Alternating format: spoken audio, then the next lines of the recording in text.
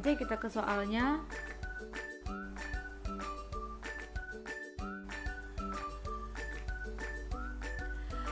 Di sini sudah tertera soal dari uji normalitas.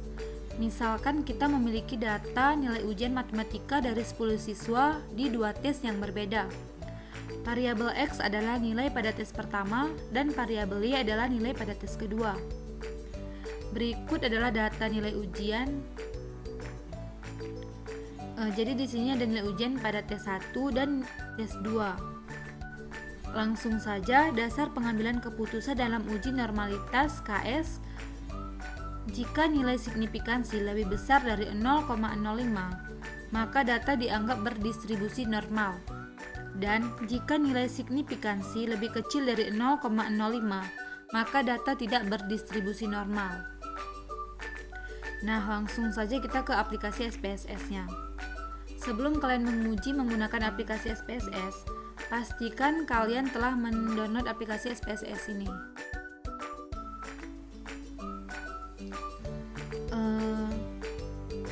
Langsung saja kita klik variabel view. Di sini kan ada name. Baru kita kembali ke soal. Di sini kan ada tes 1 dan tes 2. Kita isi di name ini. Kita isi di name nih. Tes 1, tes 2. Jadi di name ini kita tidak boleh menggunakan spasi. Desimalnya kita ubah menjadi 0 di keduanya. Baru kita kembali ke data view. Di sini kan sudah tertera nih tes 1, tes 2. Baru kita kembali ke soal. Kita copy soal tes 1.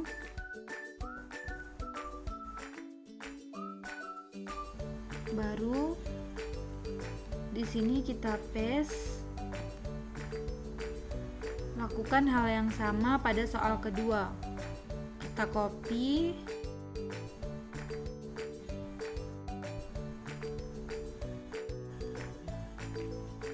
Copy, baru paste lagi.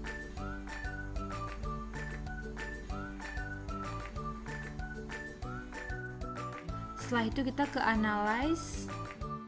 Kita buka di regression, linear, masukkan tes 1 di independent, tes 2 di dependent. Baru kita save.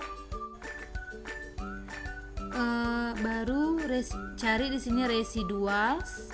Baru kita centang yang unstandardized. Baru continue, baru klik OK. Nah, di sini sudah keluar hasil dari regression dari data ini. Kita abaikan saja. Ini dia. Baru kita klik analyze lagi. Kita pilih yang non-parametric test, baru ke legacy dialogs, baru pilih satu sampel KS.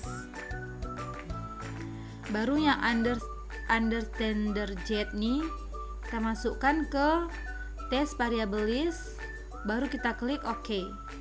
Nah, di sini sudah keluar sampel Kolmogorov Smirnov test. Nah, jadi di sini nilai uji normalitasnya sudah keluar. Nilai uji normalitasnya adalah 200. Jadi di sini tadi nilai signifikansinya jika lebih besar dari 0,05 maka data dianggap berdistribusi normal. Dan jika nilai signifikansi lebih kecil dari 0,05 maka data tidak berdistribusi normal. Karena nilai yang lebih besar daripada 0,05 maka data penelitian ini berdistribusi normal.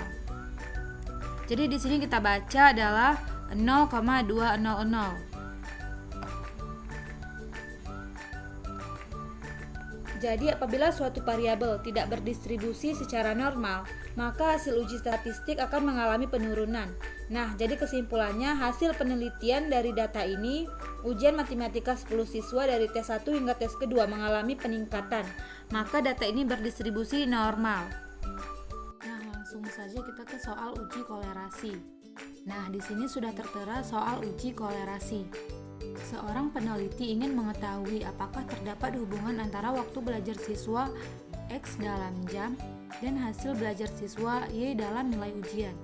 Berikut adalah data yang diperoleh dari 10 siswa. Nah, di sini sudah tertera datanya.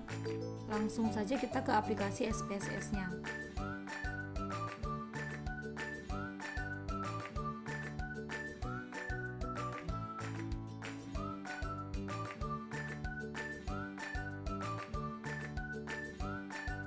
Sebelumnya kita ke variabel view dulu. Nah, di sini kan ada tertera name. Lalu kita kembali ke soal. Nah, di sini kan ada waktu belajar X dan hasil belajar Y. Variabel X dan Y kita masukkan ke name. Pertama X, lalu Y. Desimal kita ubah menjadi 0. Lakukan hal yang sama. Di labelnya kita ubahkan tadi X-nya adalah waktu belajar. Baru kita ketik di sini waktu belajar.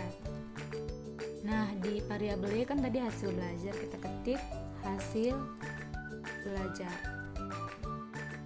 Nah, karena kita ingin menggunakan uji kolerasi, di measure-nya kita ubah menjadi scale. Nah, setelah ini sudah terisi, kita kembali ke data view. Di sini sudah tertera variabel X dan Y. Lalu kita kembali ke soal untuk mengcopy data yang ada pada X. Di sini kita copy terlebih dahulu data ini.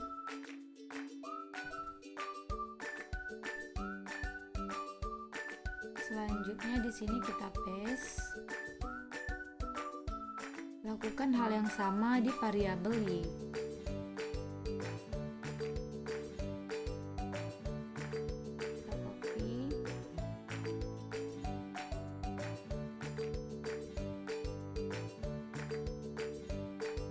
Kita paste.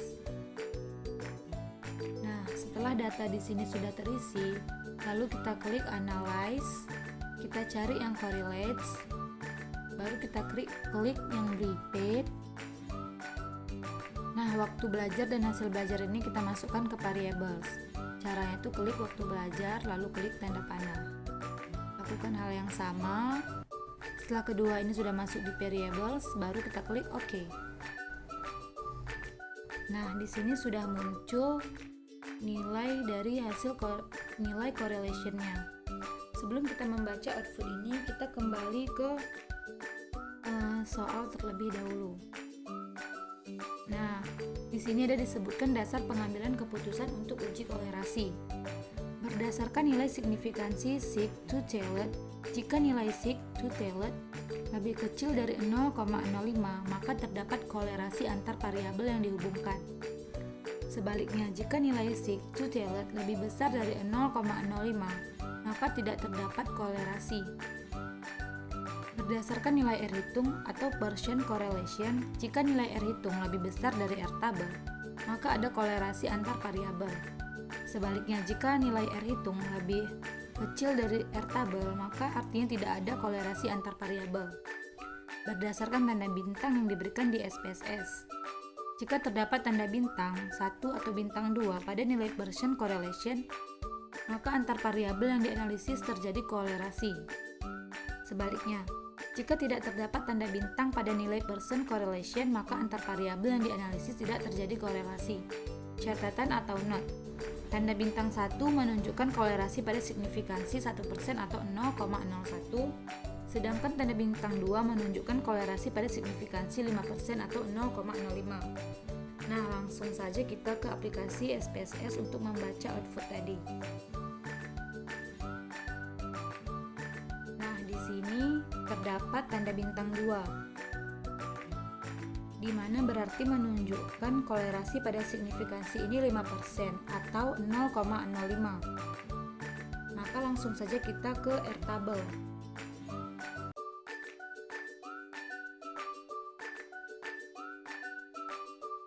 Nah, tadi kan nilai signifikansinya 5%. Jadi di Airtable ini kan tadi soalnya yang kita uji adalah 10 responden atau 10 siswa. Jadi di sini yang 5% adalah 0,632. Lalu selanjutnya kita kembali ke output SPSS tadi. Nah, jadi nilai persen correlation-nya itu adalah 0,1000. Di sini nilai correlation persennya lebih besar daripada Airtable yang tadi. Berarti ini menunjukkan bahwasanya data ini merupakan kolerasi. Nah, data penelitian ini merupakan kolerasi ya. Baru kita baca sig to challenge adalah 0,000. Jadi lebih kecil daripada 0,05. Jadi ini merupakan kolerasi. Nah, jadi kesimpulannya tuh di sini hasil dari data penelitian ini menunjukkan bahwasannya data ini kolerasi, yaitu waktu belajar dan hasil belajar itu sangat berhubungan. Jadi semakin banyak kita luangkan waktu untuk belajar, maka semakin tinggi pula hasil belajar kita atau nilai kita dalam belajar akan semakin meningkat. Oke, sampai sini penjelasan dari saya.